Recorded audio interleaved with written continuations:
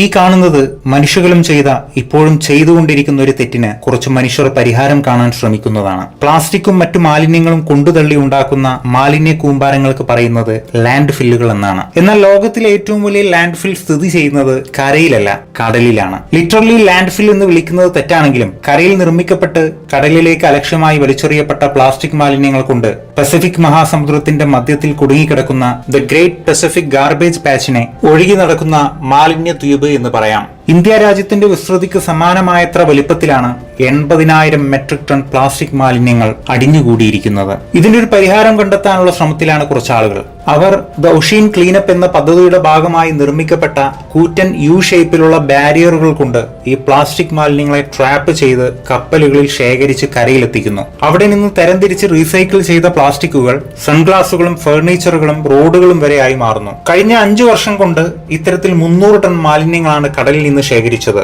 ഈ പ്രൊജക്ടിനെ സ്കെയിലപ്പ് ചെയ്ത് 2040ഓടുകൂടി സമുദ്രോപരിതലത്തിലെ 90% പ്ലാസ്റ്റിക്കിനെ റിമൂവ് ചെയ്യാൻ സാധിക്കുമെന്നാണ് അവർ കരുതുന്നത്. ഈ പ്രൊജക്ടിന്റെ ഭാഗമായ ആളുകളെ നമുക്കെങ്ങനെ സഹായിക്കാൻ പറ്റുമെന്ന് ചോദിച്ചാൽ കൂടുതൽ പ്ലാസ്റ്റിക് മാലിന്യങ്ങളെ ഭൂമിയിലേക്ക് അലക്ഷ്യമായി വലിച്ചെറിയാതിരിക്കുക എന്നത് മാത്രമാണ്.